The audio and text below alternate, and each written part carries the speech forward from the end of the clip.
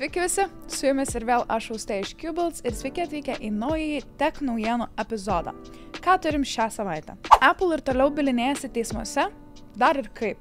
Tik šį kartą jau ne Europoje, o gimtojoje Amerikoje. JAV teisės departamentas iškėlė bylą Apple, kad ji tampa monopolija.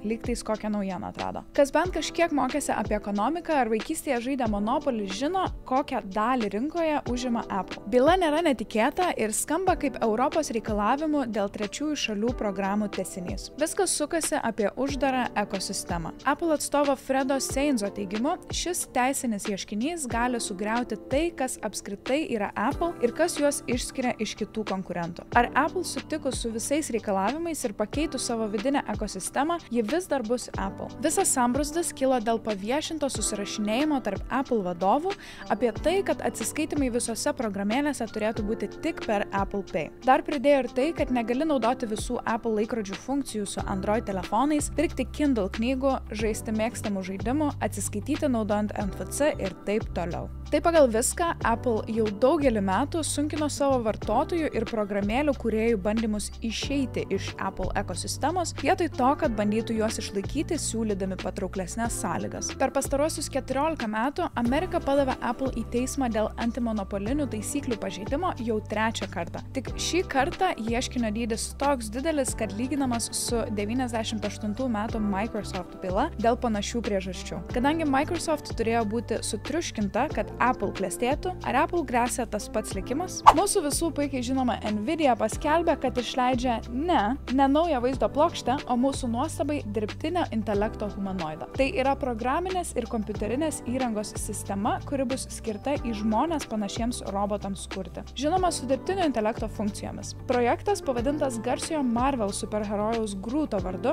bus pagrįstas Gen AI kalbos modeliu. Humanoidai iš pateikto teksto, vaizdo įrašų, žmogaus komandų ir ankstesnės patirties galės suprasti žmogaus balsą ir net atkurti judesius. I am Groot. Tai padės robotams atlikti sudėtingas užduotis, bendrauti su žmonėmis bei kitomis mašinomis ir greitai įgyti reikiamų įgūdžių, kaip pavyzdžiui koordinacijos ir miklumo, kad lengviau prisitaikytų prie aplinkos. Šie dar išmanesni, greitesni ir geresni robotai bus naudojami sunkiojoje pramonėje, teigia Revas Leberadianas, Omniverse and Simulation Technology įmonės viceprezidentas. Šis pareiškimas apie tokį platų robotų panaudojimą pramonėje kažkodėl primena veiksmo filmo I, Robot scenarijų, kuriame robotai greitai tapo protingesni už žmones ir žinom, kas sekė po to. Be projekto Groot, Nvidia savo robotikos platformoje Isaac taip pat pristatė 2 modelius. Isaac Manipulator, skirtą valdyti robotų rankas, ir Isaac Perceptor, suteikianti robotams pažangias vizualinės galimybės. Laukia įdomi ateitis. Dar tęsiant šiek tiek apie AI, ateityje žaidimus galėsime kontroliuoti mintimis. Elono Musko Neuralink sukūrė maždaug monetos dydžio čipą, kuris implantuotas į kaukolę leidžia judinti pelės žymeklį ir kontroliuoti tam tikras kompiuterio funkcijas vien pagalvojus apie tai. Pirmasis savanoris, kuris išbandė šią technologiją, buvo 29 Nolandas, kuris tapo paralyžiuotas po nesėkmingo įvykio nardant. Demonstracijoje buvo rodoma, kaip jis nešiojamam kompiuteryje vien tik mintimis valdydamas pelę žaidė šachmatais. Elonas Muskas teigia, kad operacija buvo lengva ir greita, o pacientas išleistas iš ligoninės jau kitą dieną.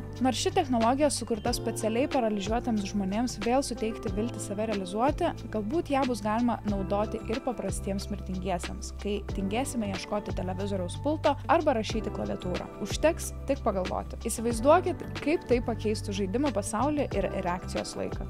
Įsivaizduokit, pagalvoju apie Ace Valorantą ir padarau Ace Valorantą. Crazy. Crazy. Toliau.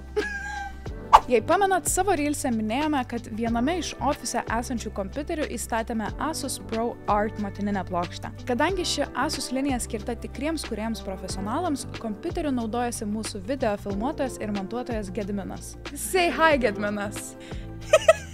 Gediminas! Tad grįžtant prie šiandienos naujienos, Asus išleido naują kompiuterio dėžę, specialiai savo dydžiu ir formą tobulai prisitaikančią prie Asus ProArt GeForce RTX vaizdo plokštės.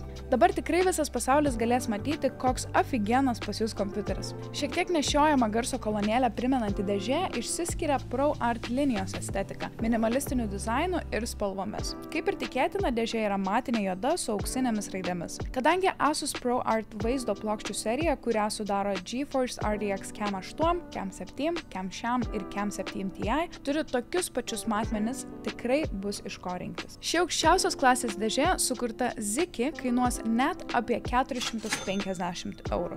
Išgirdome mūsų žiūrovus ir dabar naujiena žaidimų fronte. Visi PS5 konsolių turėtojai galės išbandyti atviro pasaulio ARPG žaidimą Rise of the Ronin. 1863 Bakumatsu laikotarpis, kai vakarų laivai prisišvartavo prie Japonijos krantų, kad jėga atkurtų prekybos kelius į rytus. Tai prasideda epinė kelionė per 19 amžiaus karo draskomą Japoniją. Žaidime būsite samurajumi, kuris savo rankose laikys visą Japonijos likimą. Galit nežiūrėti YouTube gameplay, nes visas veiksmas ir istorija kiekvienam bus skirtinga ir priklausys tik nuo jūsų pasirinkimo. Team Ninja, Nio ir Ninja Gaiden kūrėjai pasistengė, kad Rise of the Ronin kovos būtų kuo autentiškesnės ir naudojami tik to meto šaunamieji ginklai. Kai kuriuose apžvalgose teigiama, kad žaidimas primena Assassin's Creed ir Ghost of Tsushima. Jei kas jau bandėt šį žaidimą ar planuojate įsigyti, būtinai paminėkit komentaruose, ar patiko. Tiek šios savaitės naujienose, labai ačiū, kad žiūrėjot mane dar vieną savaitę. Nepamirškit mūsų pasiekti socialiniuose tinkluose, prisijungti prie mūsų Discord kanalo, kur galite atsiųsti savo setupus ir buildus mums įvertinti. Taip pat nepamirškit žiūrėti Tautvilo streamų Twitch'e, kurie dabar jau vyksta pastoviai pagal tam tikrą tvarkaraštį, kurį galite rasti pas jį kanale, ir susitiksim kitą savaitę. Čiauza!